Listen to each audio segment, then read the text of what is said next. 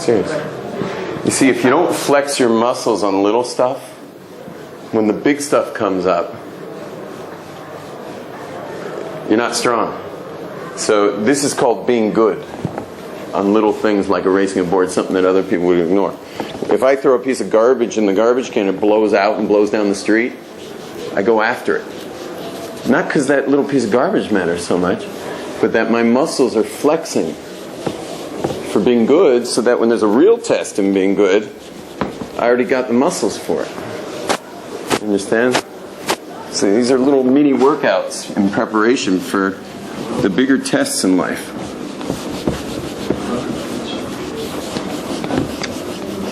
So that's why it's really important to be good at little things. Cigarette butts. I would even say it's probably better not to smoke, not so much that the smoking will kill you, but it might kill your, I don't want to say yours, it might kill someone's, self-awareness, self-esteem, so just their whole being. Even though one cigarette's nothing to someone's health, not going to hurt the guy's health, one cigarette, but it's a little jab. It's another little jab at his well-being, his well-being in general. Okay, let's turn these phones off and we'll get started. This has all been in preparation of thinking one of these pens is going to work. So let's see. Oh yeah. Oh, that's gorgeous. Okay, very good. So today is Rosh Chodesh Sivan, and it is the first of the third month of the year. Okay, we already had Nisan, and we've had ER, and now is the month of Sivan. Today's the new month, and it is leading up to ultimately the 6th day of the month, which is the Chag of Shavuos, and that'll be this Thursday night. So Thursday night's a very, very special night. It's the night of the receiving of the Torah. And it's probably, you people who are here feeling quite randomly here at this time of the year should realize there's nothing random about being here at this time of the year. You are here for a different kind of holiday. This holiday is really a reckoning with truth. It's really a reckoning with truth. Is there something true in this world? Is there something real? Whereas other holidays we're involved in the wine and the meat and the celebration and the family, this holiday is different. This holiday is really a reckoning on what's your truth. What lens do you use to view the world with? Do you have a random lens based on the criteria or lack of criteria of public opinion, which shifts every 20 years? Things are very different every 20 years and what people believe is real. Or do you have a timeless Torah perspective? Is that your lens? And that's a big reckoning that we're coming up to. That's Thursday night. We have the opportunity in coming into that reckoning with the openness to create Torah eyes, Torah lenses. It takes tremendous humility. It means saying that my view of the world with my own opinions, I'm not negating it altogether, but it's probably not going to be quite on the level of what the Torah might say about that particular subject. It's a humbling. Doesn't mean your opinions don't count. Your opinions are very important. They're your opinions. But it is a reckoning of how my opinions relate to Torah and the humility to say that most likely the way I'm viewing the world, if it's in discrepancy, if it's in dissonance with Torah's view, chances are that my perspective is not the right one. Or it might be right, but in a different scenario. Now, we're going to look at the word spiritual.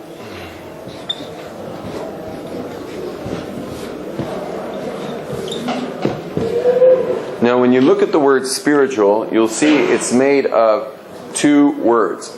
What do you see there? Spirit and ritual. Yeah, isn't that cool? Spirit and ritual. There's spirit And here's ritual. Spirit and ritual. So we see that to be a truly spiritual person, you'll have to be involved with things that we will define as spirit. And you will also have to be involved in what we call rituals. Let's define them. Rituals a little easier to define first. Rituals show up in the real world. You can video ritual. If someone is lighting Hanukkah candles, you can video that. That's a ritual. If someone is praying, you can video. They'll probably, if they're Jewish, they'll probably be doing this thing. Okay? That's ritual. You can video that. If someone's putting on tefillin, that's videoable. It's another ritual. Let's create some seats here. You want to slide over one? You have a seat back there? A third seat? In there? Thanks, sweetheart.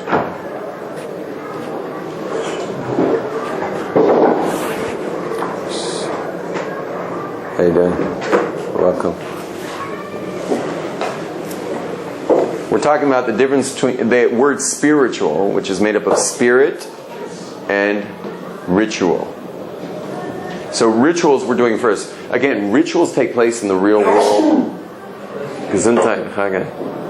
Rituals take place in the real world. They can be videoed. Spirit, on the other hand, so let's just put body here. Okay, rituals you can actually see with the body. If at one point you want to zoom in on the words at the right time, just so everyone knows what's on the board, unless you can see it clearly on your lens, you can turn the lens towards you. Meaning not the lens, but turn that. So you don't have to move when you want to see what's going on. Sit, relax, and put it towards you. So the ritual is done with the body. Okay, it's something physical. When a person does a ritual, he or she uses his or her body to do something. Havdalah, you can video that. Someone's holding things, they're making blessings, you can hear the sounds of the blessings. That's ritual. Spirit, on the other hand, is something that you cannot see. There's no way to video it. If there's any way to see it, as long as they're not faking it, you can at least see it on someone's face. Because the face is called the panim in Hebrew. Panim is actually the word inside. Because your face tells what's going on within you, unless you got a good poker face, and we don't know what's going on inside you. But in general, just via your face, we have a good idea of what's going on inside. So, okay, you can get a hint to where someone's at in spirit by looking at their face. But in general, you don't know what's going on. When I'm lighting Hanukkah candles, I could be thinking about a bus I have to catch while I'm making the blessings. I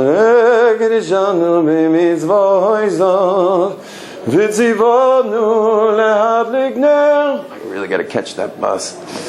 Well, if I run, Hanukkah. So you see, the ritual would look the same, but the spirit would be gone, thinking about buses, not really there. Could be doing the same thing during Kiddush. Could be doing the same thing in any mitzvah. I could be putting on my tefillin and thinking about something else. So the spirit, again, is something I can't video. It's more hooking up with my soul, or in this case, my kavanah. So this is what the ritual I do, and this is the soul. Or another way of saying it is the kavanah. Kavanah is where I'm at when I'm saying it. Where am I at? Right now, you guys are, I think, from what I can tell, with me. I can see where you're at. And I also can tell when a student's not with me. Or, it'll be text messaging, or he's going falling asleep. So I see where he's at. What I can video with his body is he's sitting in a chair. Where he's at in spirit is he's passing out. Now the word kavanah means alignment. And alignment is just like the sight on a bow and arrow, or the sight on a gun, or when you take your car for alignment. You use the same word. When I brought my car recently for alignment, I asked him to help my car with its kavanah, with its alignment, so that the wheel, when I let go of it, it drives straight.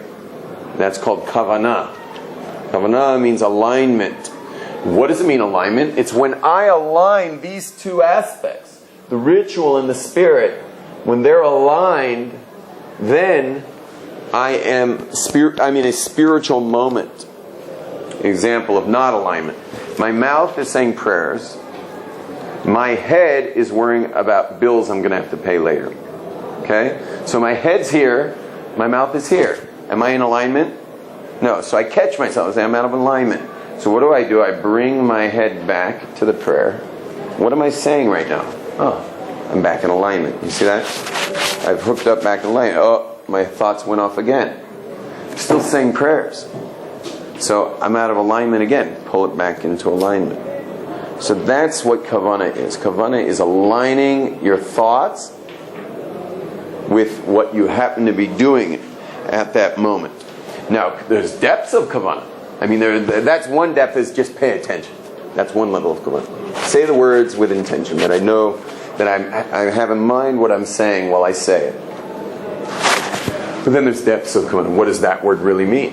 What's the depth of that word? So you can go very deep into kavanah. You can really make it a whole, life's work is deepening and deepening what you're doing. Okay, so we've got the body, we've got the soul. The body you can video. I can video someone lighting Hanukkah candles. The soul, I cannot video whether that person's really into the lighting or not into the lighting. Now, the spirit behind the rituals is let's put it like this. The rituals are the what? Right? What am I doing? Okay. The word in Hebrew is ma. Okay, you know the word ma? Ma means what. Okay? So that's what am I doing? The spirit behind that ritual is why. Is the word why. Why am I doing it? So there's what am I doing? Why am I doing it? And when I've got them both hooked up, that's a spiritual moment. And I've got the whats and the whys connected to each other. Now, by the way, this is the same word here as this word. The word for why in Hebrew is the same as the word for what. It's also ma. It's just that you add a lamed first to say to what. Lima. To what? Or lama, we say. Lima means to what end? What is this for? To what? Okay? So the word, it's also ma. Madua. Oh, that's interesting. But it's not a hey. Lima. Okay? Lima or lama means why am I doing that? So there's ma and lima. But the main point of ma is to understand that that is the essence of human beings. Is to be a ma. You want to become a ma. Become a ma. You want to become a ma. What does it mean to be a ma? Well, first of all, what's the numerical value of mem and hey? If you look at mem and hey, mem is 40, hey is 5, that equals 45. Well, 45 is the same numerical value as the word Adam, which means human being. Aleph is 1, Dalet is 4, that's 5, plus a mem is 45. Meaning the whole purpose of putting man in this world is to ultimately ask the question, ma, and to claw his or her way through the creation, through the matrix, to know what's on the other side. That's the whole point of being a human being, is to get that. Unfortunately, I don't mean to preach, but you guys are all in this room, or those who are watching the video have taken their time out to do this. So you guys are being ma. But unfortunately, the majority of the world is what's called in Hebrew a yesh. It's the opposite of a ma. Is a yesh, which means I know already. I have it. The word yesh means to have. And being a yesh is I got it already. And don't we all know people from our hometown who are like hot shots, but only hot shots in like a couple square mile radius? You know? They're like hot shots in one little area, in their business, that area of business or whatever they do for a living, on the streets in your immediate neighborhood. And they're almost phobic of anything outside of it because they don't know what they're doing outside of it. How many people have a profession where they've become very focused and specialized in that one thing, but have really become foggy on so many other distinctions for life, in life. So many other things, so much more wisdom that's out there in the world, because in a world where people are only asking what, and mostly what are you going to do for a living, they lose the whole perspective of what they're here for. So it's very important that we become ma'as. A ma is someone who is humble. In fact, when the Jewish people complained to Moses and Aaron in the desert, Moses and Aaron answered the following: Anachnu ma. We are what? Doesn't make any sense grammatically, but it does now. They're saying, who are we? Who are we? We're ma'as. We're also ma'as. We're just wondering what God wants from us. We're not your travel guides. We're not your tour guides, travel agents for the desert for 40 years. We're under God. And we ourselves are ma. So the word ma is very humbling. It's saying, I don't know. It's another word. It's seriously, in the Torah, it's synonymous for humility. For humility. It's the person who is asking. Okay. So these are the whys and these are the whats. Now the whats in Judaism is called halacha.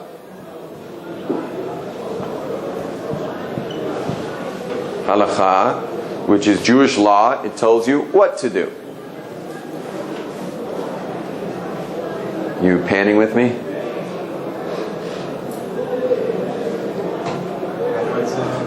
What? It's supposed to be pretty zoomed in. It's supposed to be pretty zoomed in. Enough so you'd have to pan. I've been wondering why he's never panning when I walk around. Okay? It's pretty zoomed, not fully zoomed in. You should be able to see about from hand to hand, I would say. It should be much more zoomed in. Much more. They want a headshot, really. They want from chest up. Yeah. Just want to flip that back around. Okay. On an unrelated note, Josh Mack is a cameraman in Hollywood, and he's studying here. So if you need any... All we have to do is get him to come up to Essentials every day from 10 to 11. Okay. Okay. So the word for what in Jewish law, meaning what do we do as Jews, it's called halacha. And why we do those things, there I could put a lot of things, but what I'm going to put is Kabbalah.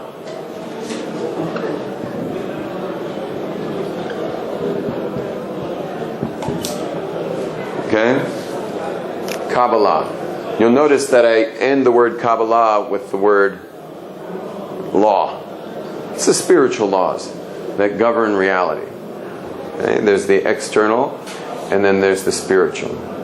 Just like let's say you're looking at a screen, a computer screen.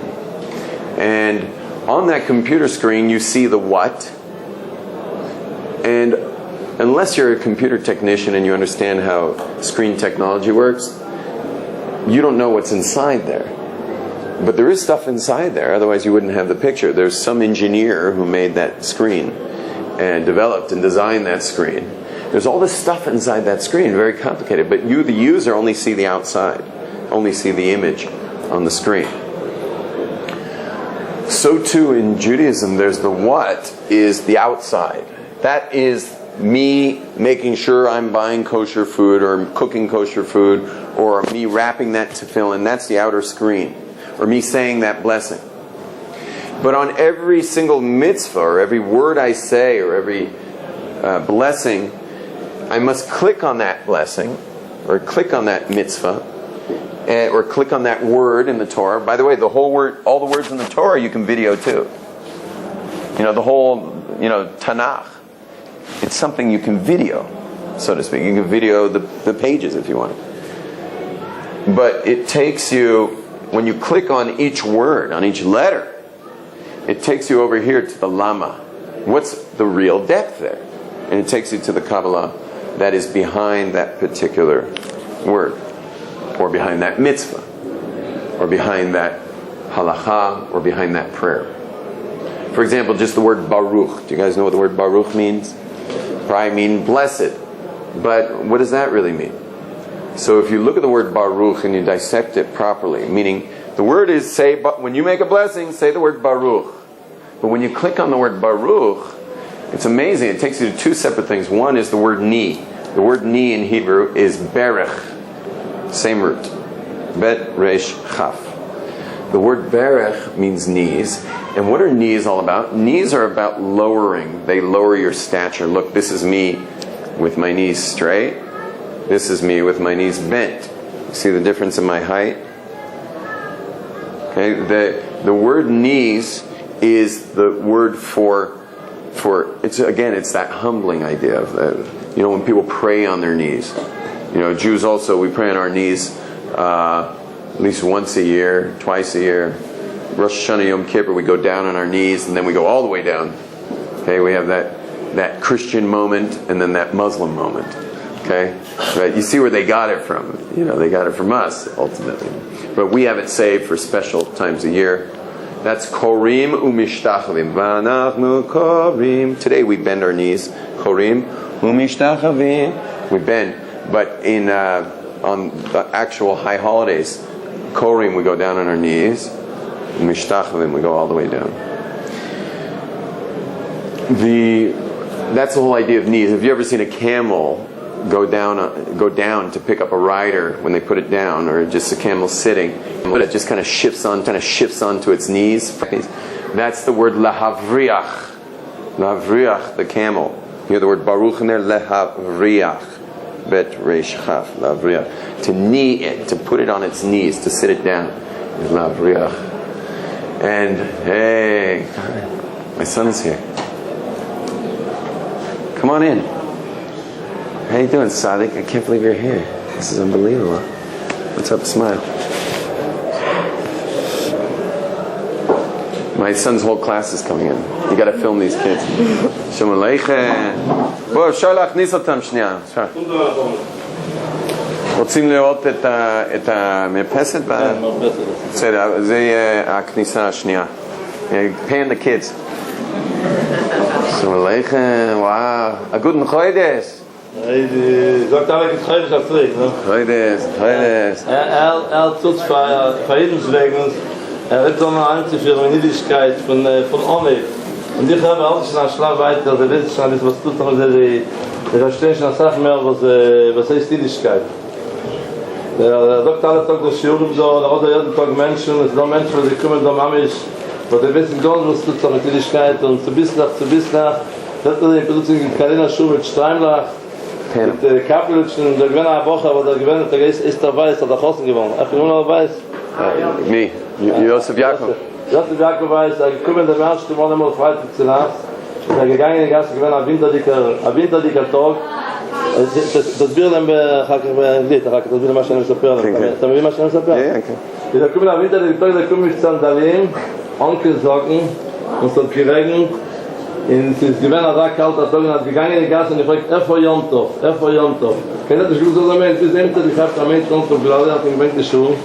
Mein Onkel ist nicht gewinnt worden, er ist gegangen, von Vorschule, er gegangen in Zermi-Stube, er wohnt doch dort in Bräude, wohnt er. In der See, ein geht da, Kapelusche kennt er sitzt da mal, aber ich sitze bei meinem Platz in Schule Schabbat. Er gemacht nach Hause, und er kommt mit mit der Geländer, ich komme und dann ist er der Kapelusche mit Pes. תסביר להם באנגלית מה שאתה אחר כך. I'll translate later. כן. שכח. טוב. אז איפה המרפסת?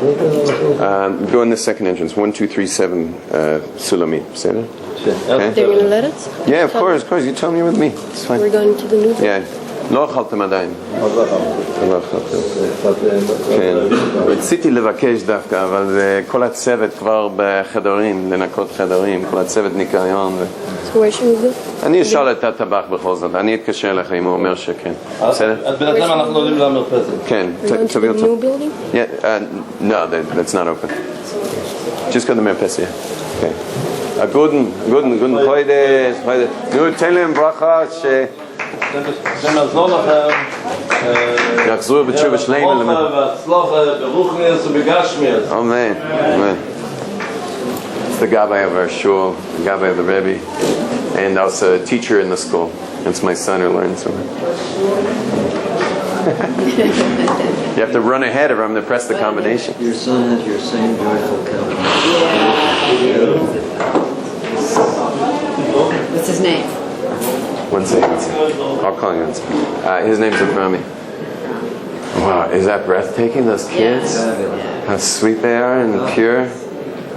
It's amazing, and the absolute miracle that 18 years ago, I showed up here, with about 50 of these all around.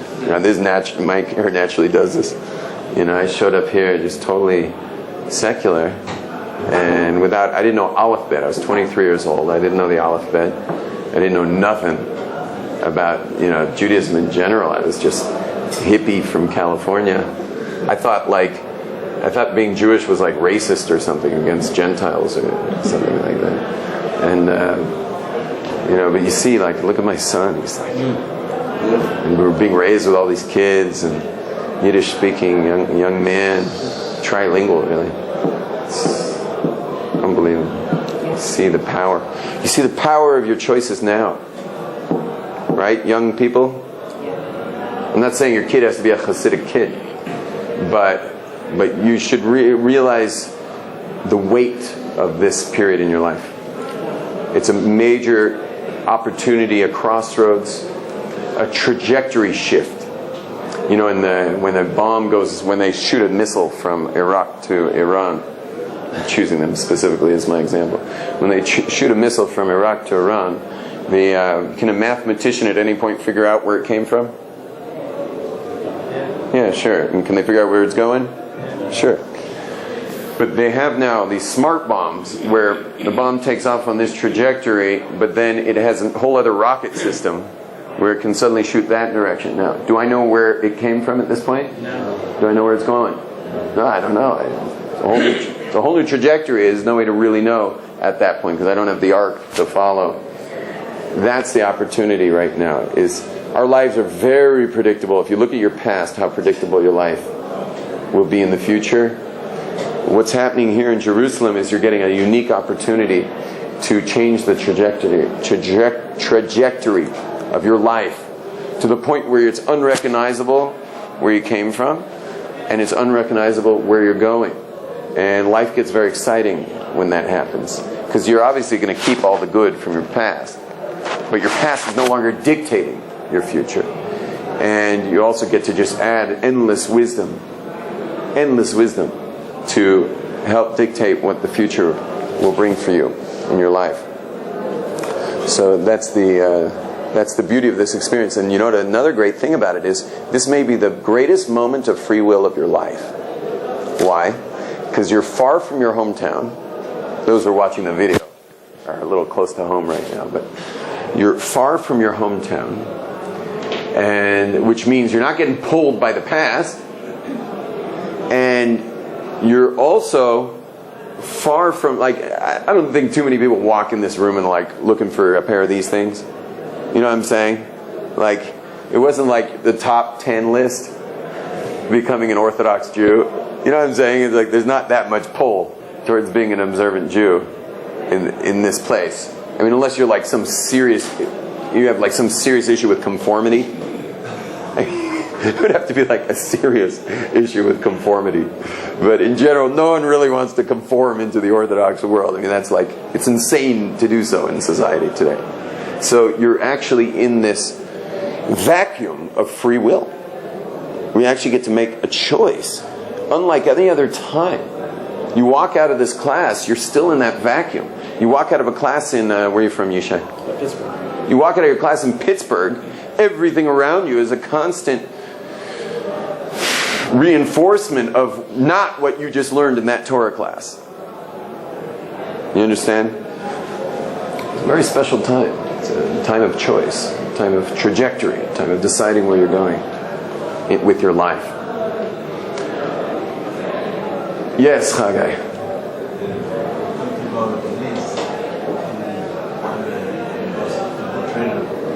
Can you speak up, please?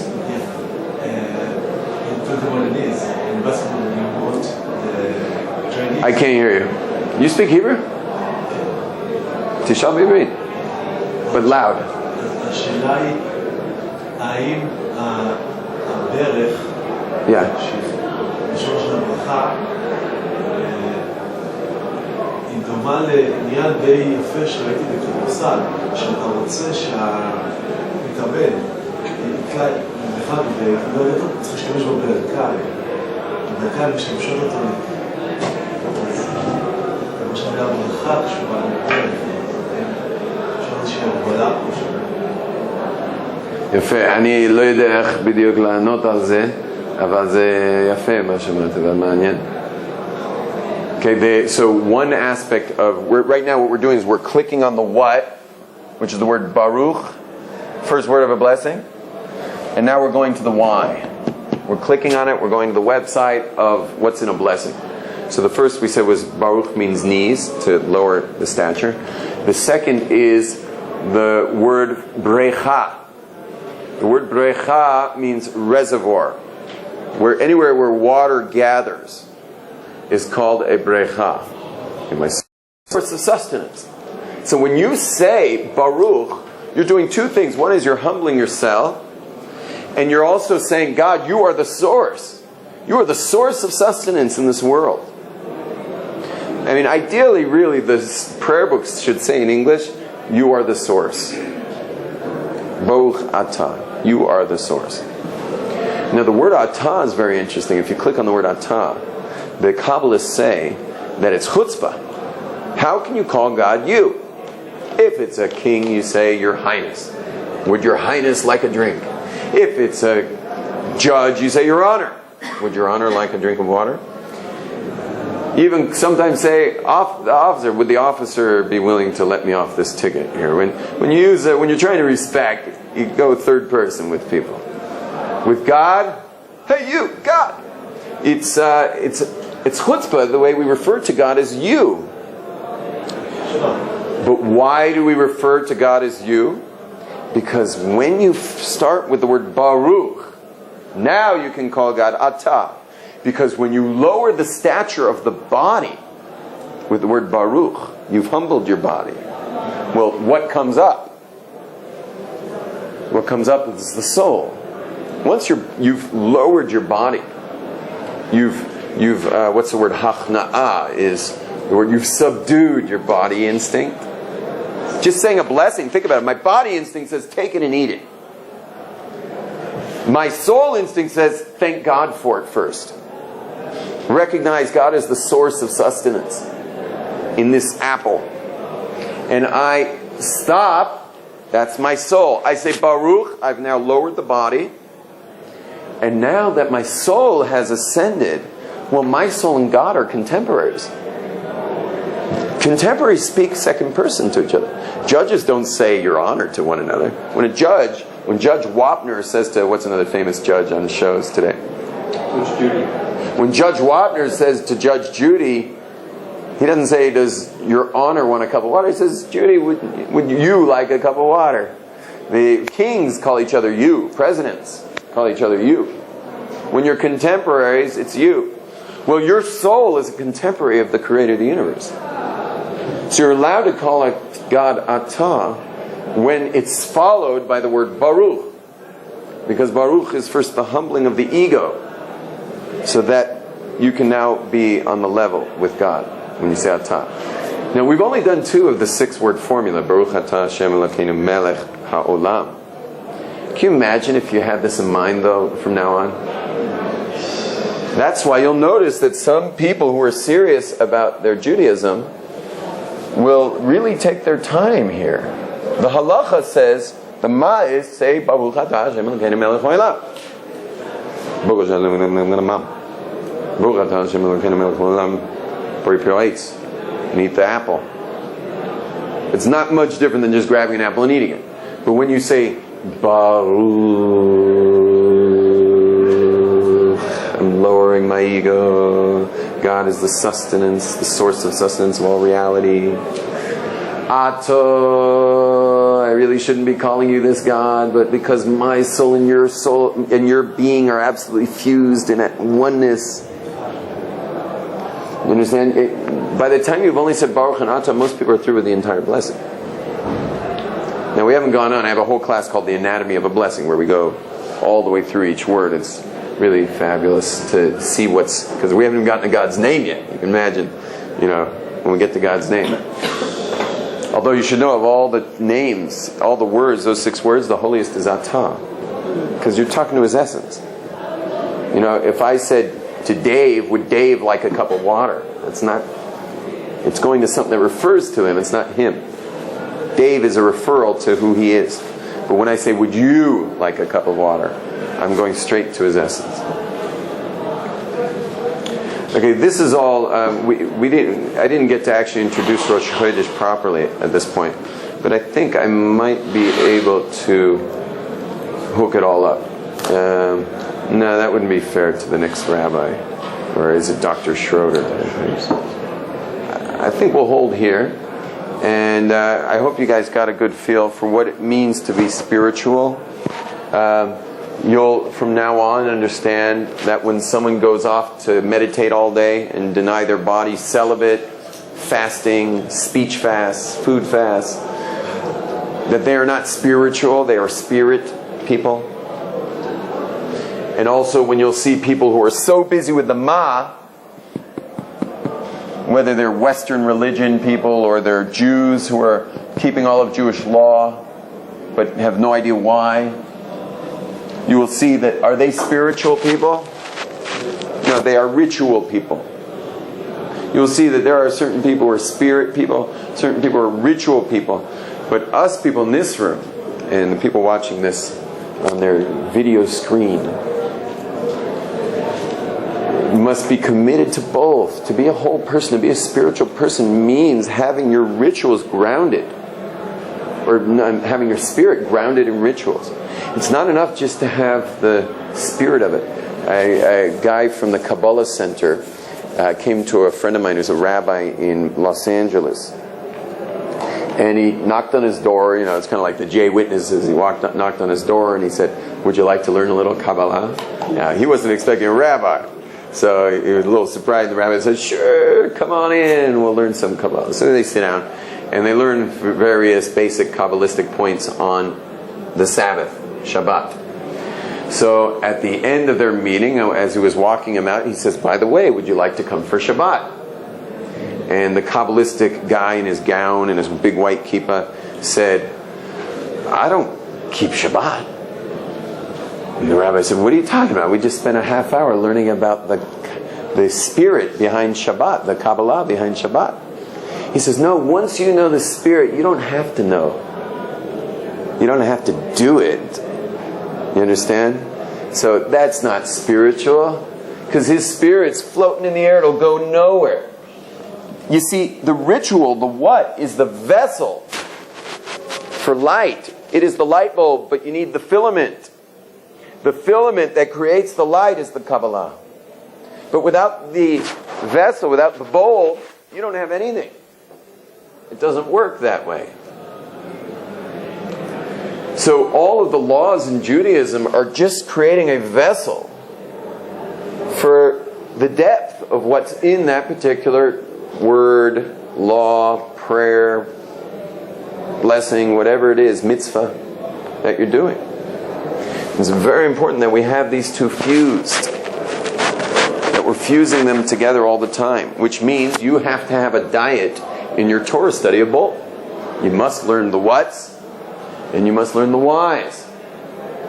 Now, unfortunately, many people are not so focused on the whys because we live in a very what generation. This is like, most people, all they have on their mind is how to fix their iPod, if it's not working right or something. We're in a very what generation. We're not in a very why generation.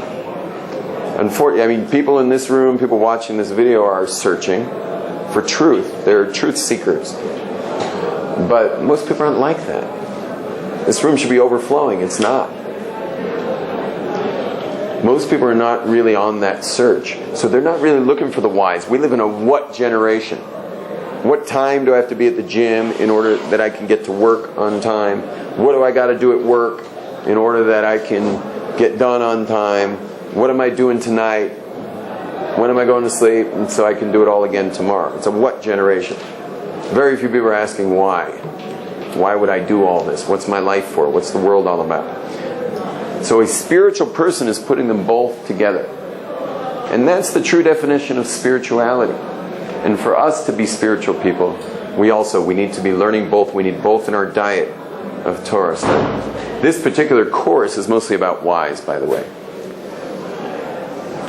And what happens at Eshet Torah is it's a lot of whys, which is this program called Essentials.